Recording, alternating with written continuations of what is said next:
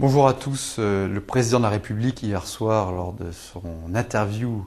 télévisuelle, a évoqué dans le cadre des différentes actions du plan de relance, en l'occurrence, la suppression de la taxe professionnelle. Et il a eu raison, tant cet impôt est décrié depuis une vingtaine d'années. Cet impôt, d'ailleurs, a été annoncé à plusieurs reprises comme devant être supprimé ou réformé et n'a fait l'objet que d'ajustements partiels avec la suppression de la part salariale dans sa conception, dans son assiette. Pourquoi il n'a pas été supprimé? Parce que d'abord c'est difficile de supprimer, de réformer, mais simplement je souhaitais dire que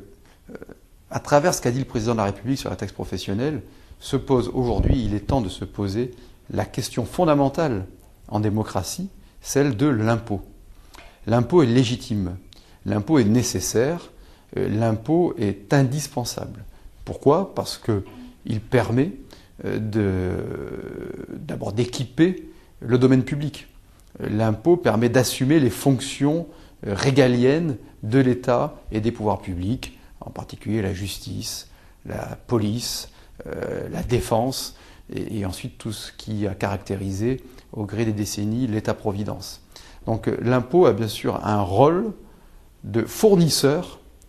de services publics ou d'équipements publics qui échappent au marché et qui doivent répondre à une logique d'intérêt général. L'impôt également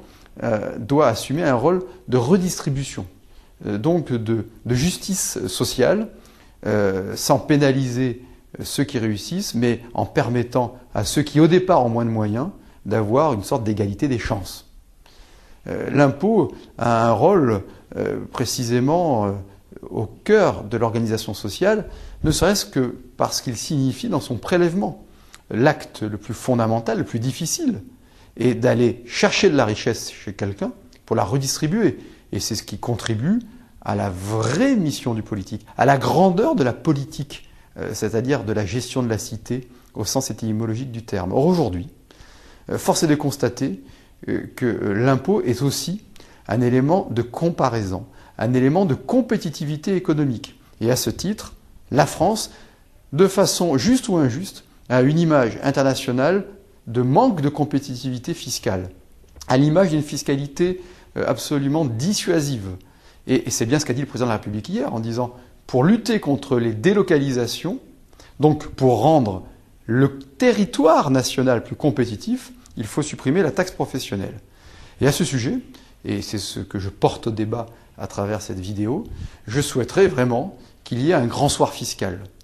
Comme l'a récemment évoqué Jacques Marseille, à l'occasion de la sortie de son ouvrage sur les riches en France, il me paraît de ce que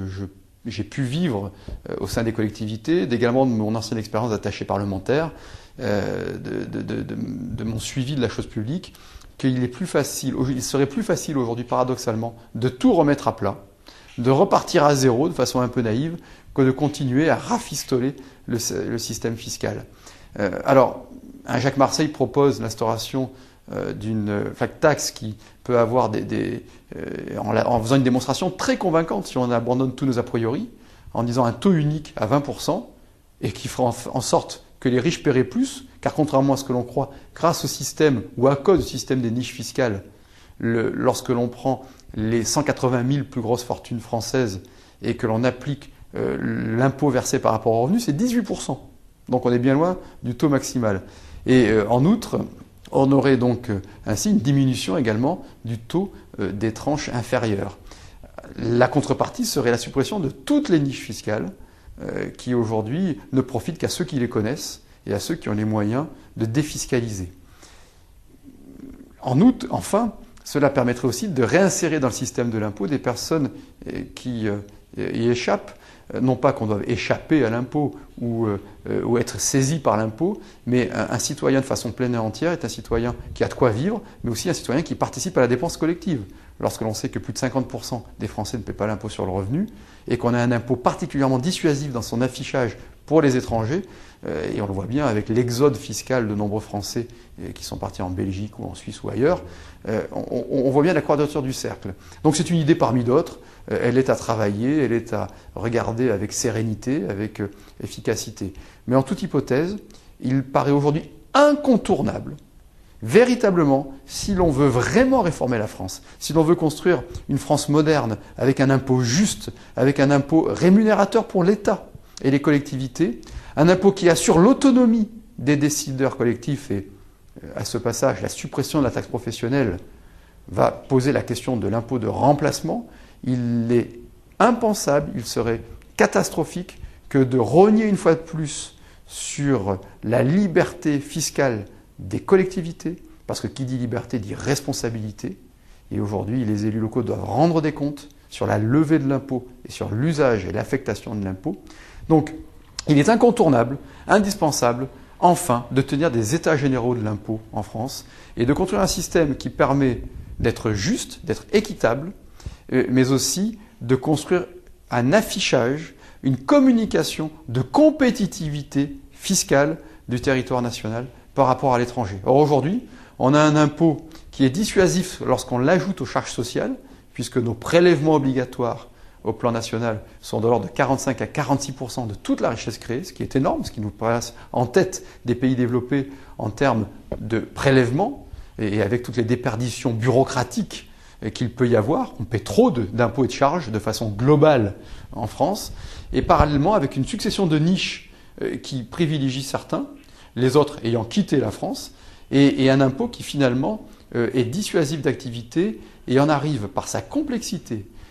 par le fait qu'il pénalise beaucoup le travail, qu'il dissuade parfois le risque.